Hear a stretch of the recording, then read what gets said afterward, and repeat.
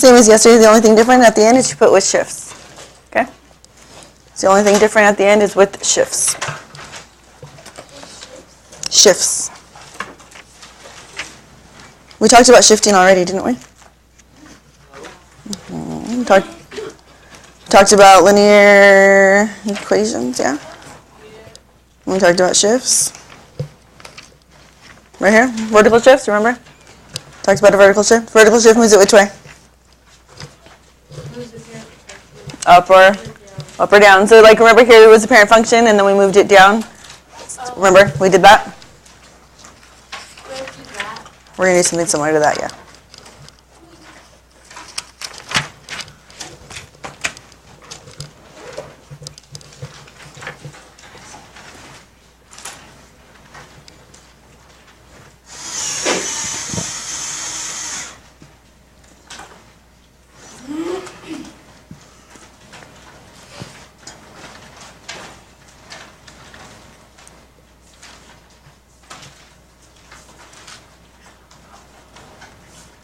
Was it 44? 43? I'll put it to the side. I think it was 45. Oh, sure.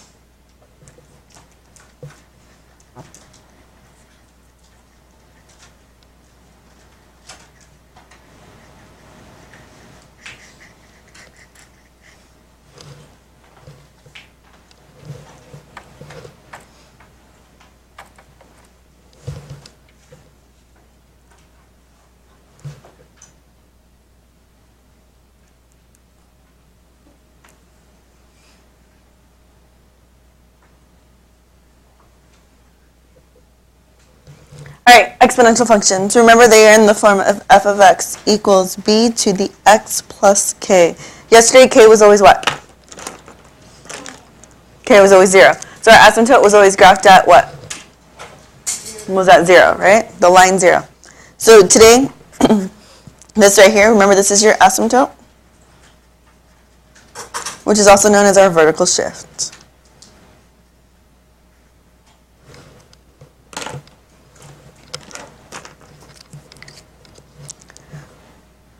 We also have parent functions here. Our parent function is just the part with or without the vertical shift? Without the vertical shift. So it's going to be f of x equals b to the x. So our parent function is what we did when? When did we do this? You did this yesterday. So f of x equals b to the x was the parent function. That was all yesterday. Yesterday you only graphed parent functions. Okay? We're adding in k now. So what I want you to know right now is the parent function is the only part where you actually make the table. I'm going to show you how to use k. K is not going to require a table. It's actually not going to be that much harder than yesterday.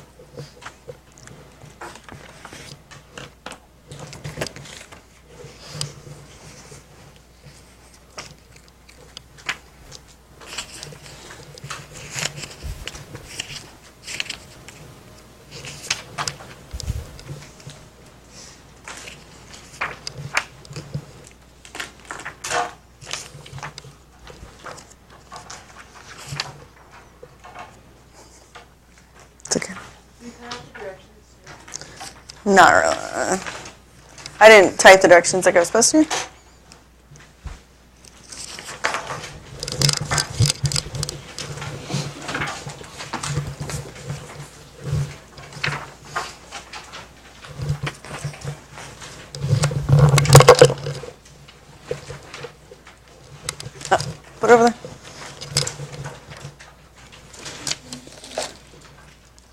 yesterday? 14.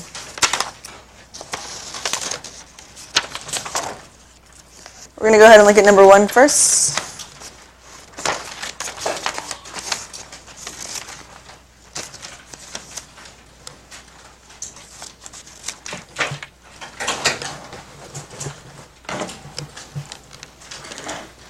While you're cutting, I'm going to go ahead and write the directions. The directions are the same directions you're going to use in your homework, yes?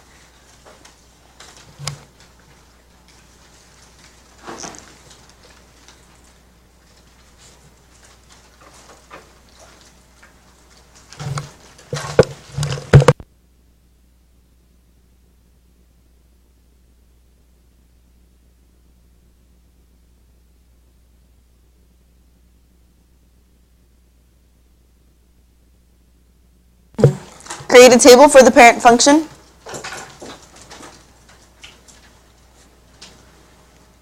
Then shift the points up or down to sketch the graph.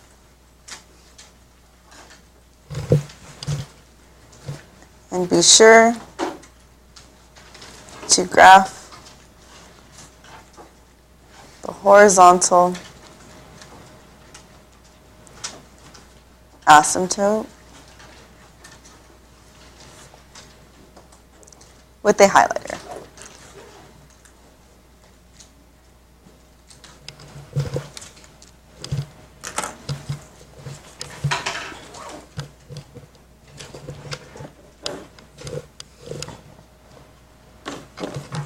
So create a table for the parent function, then shift the points up or down to sketch the graph. Be sure to graph the horizontal asymptote with the highlighter.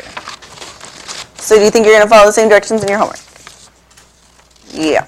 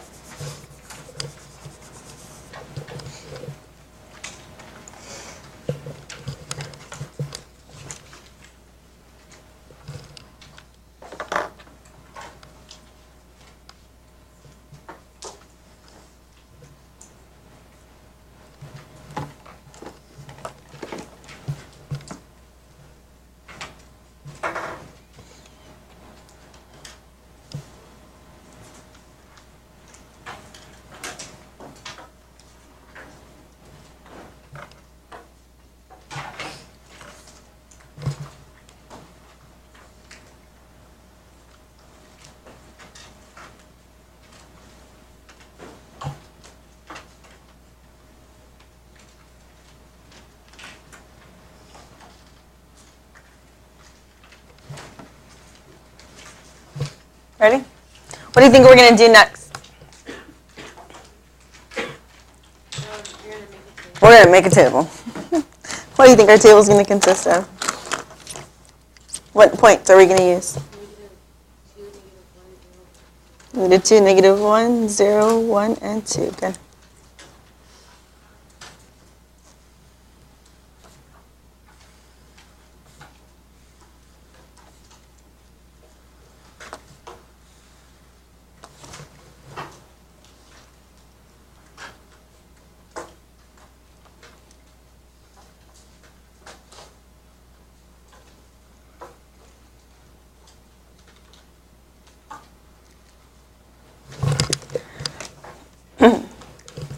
All right, before we actually do anything in our table, we need to identify the parent function.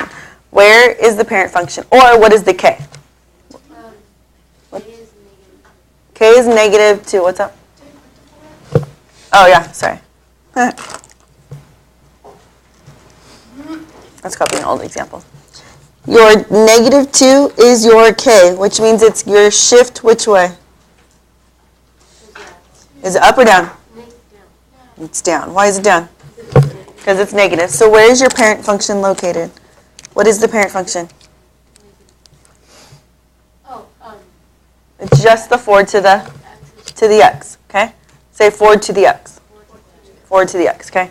So anything it's to the x. I know it sounds funny, but it's to the x. All right? So we have forward to the x. That is our parent function right here. Do you understand? So this part here is our parent function.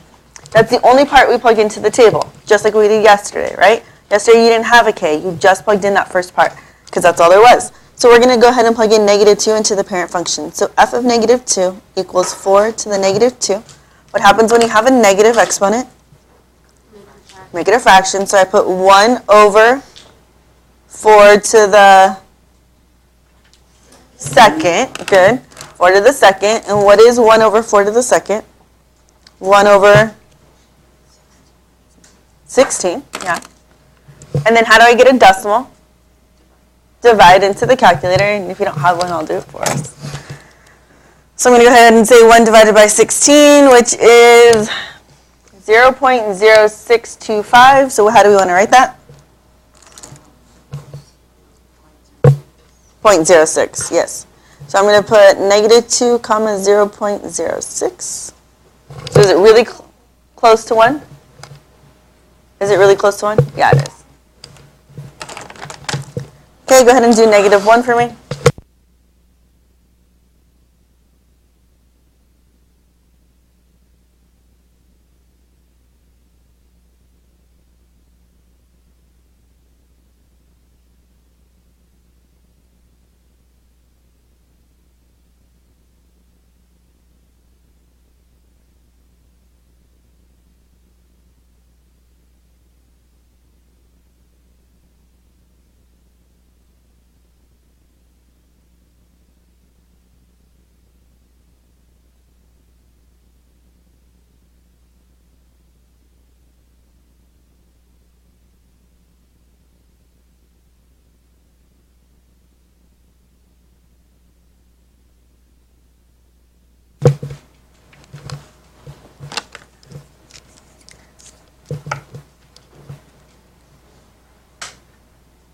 All right, we get f of -1, which is 4 to the -1 power. How do I rewrite that?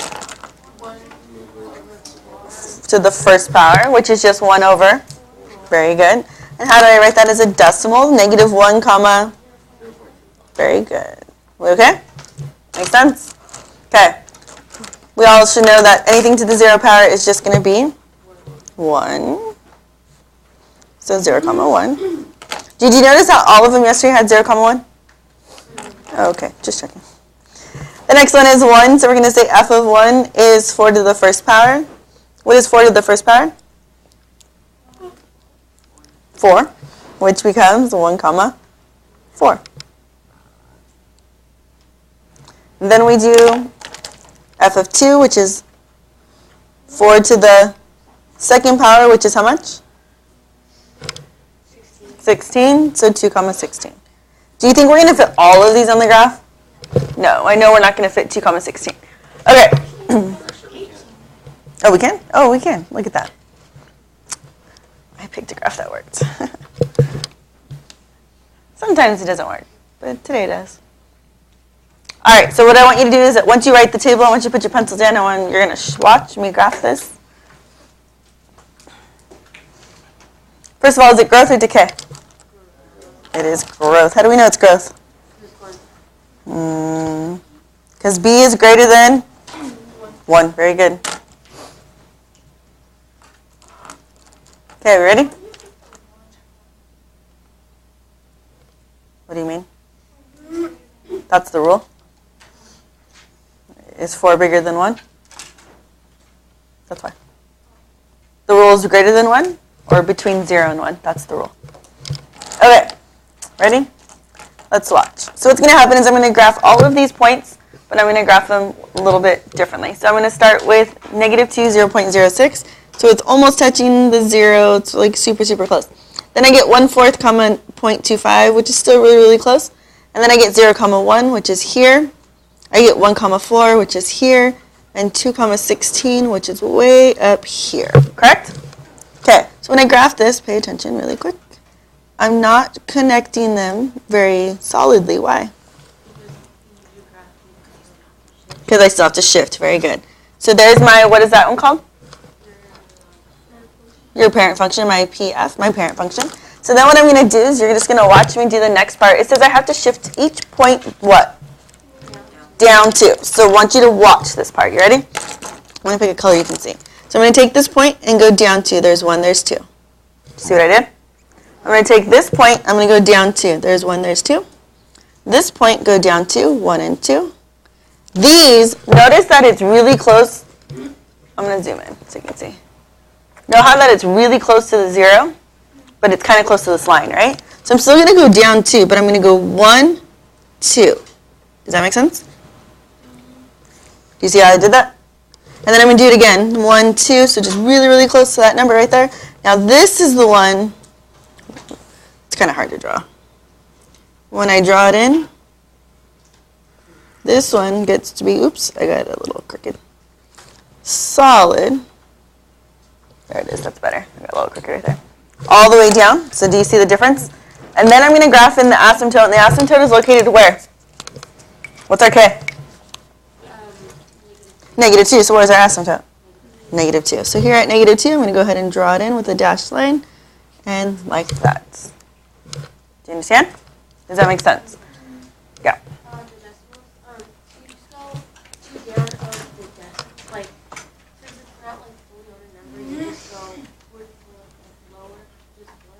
Two. Oh, whatever the K is. So like, let's just pretend it was like, I'm going to pick a number you can see. So pretend it was right here, right? You see how it's in the middle? Yeah. If I go down 2, there's 1. You see how I'm still in the middle? Oh, yeah. And then there's 2, still in the middle.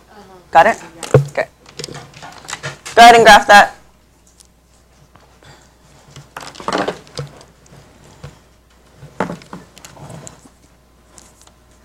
I'm just going to identify some key things.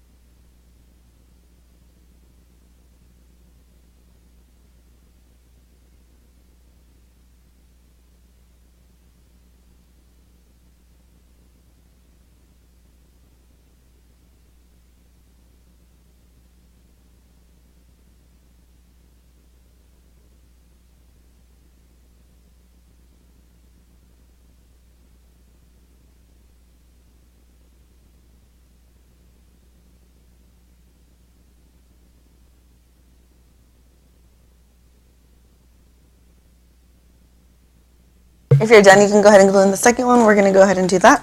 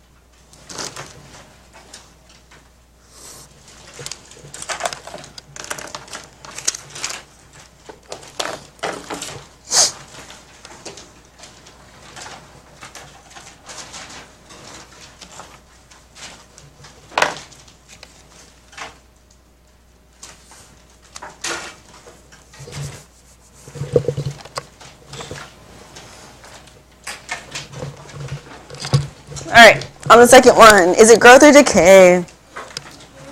How do you know it's decay? Good. It's decay because B is smaller than 1 but bigger than 0. Very good. There's your B. Sorry. What is our asymptote? K equals positive 2. So where is our parent function located? Where's the parent function?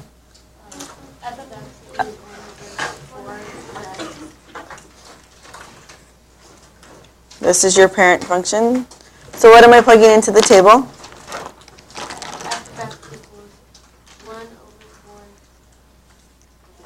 Mm-hmm.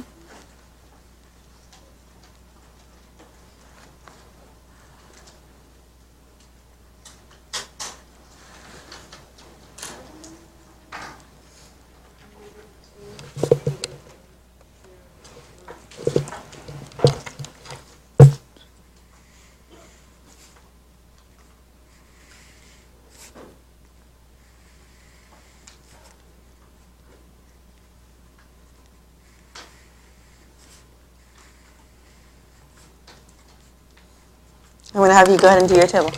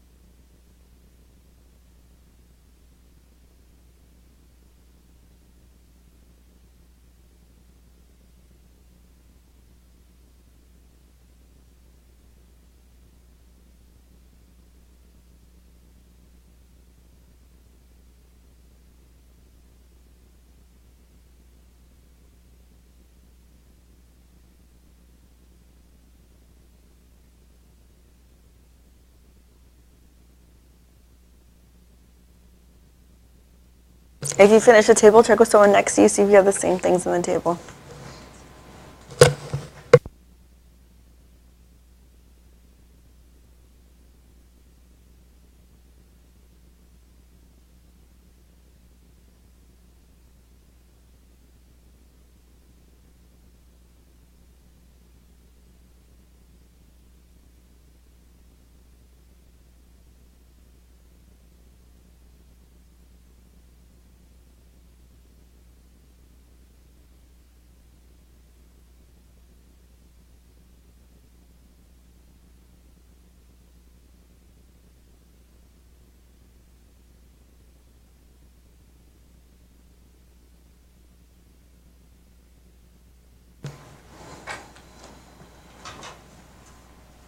Ready? All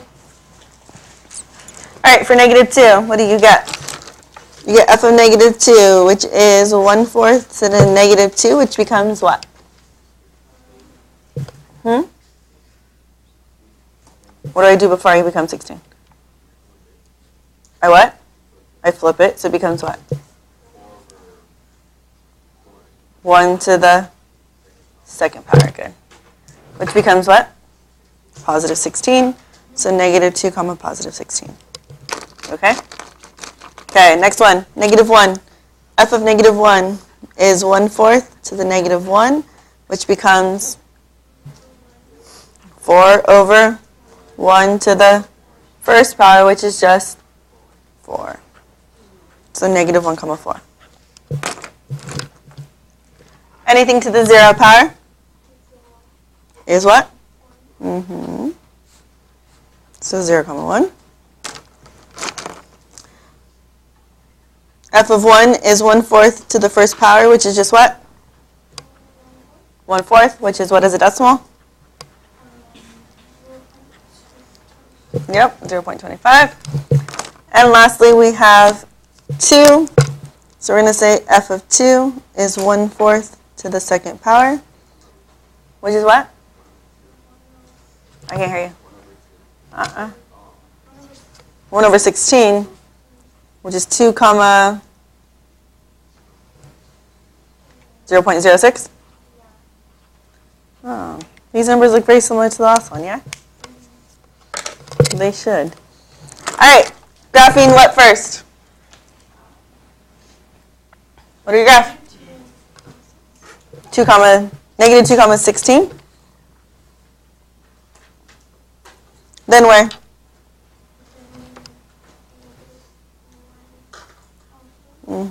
Then 0.1, and lastly 0.6.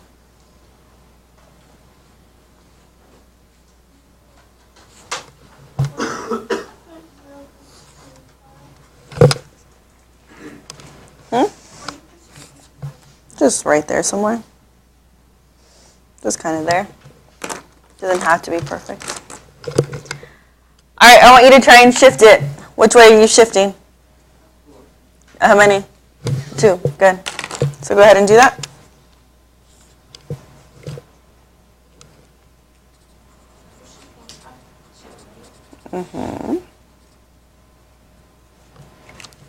Don't forget to draw on your asymptote.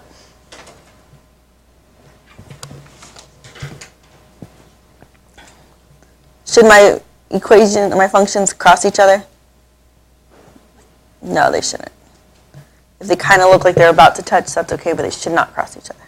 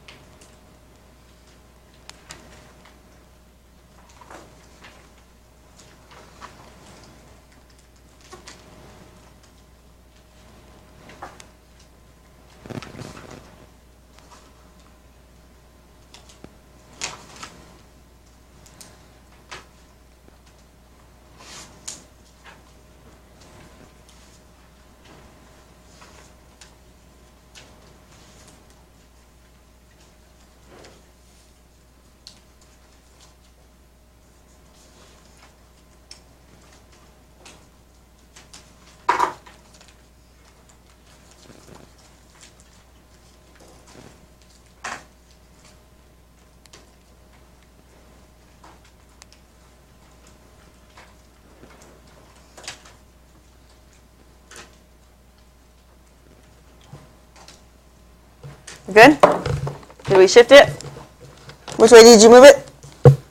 Up 2, up 2, up 2, 1, 2, 1, 2.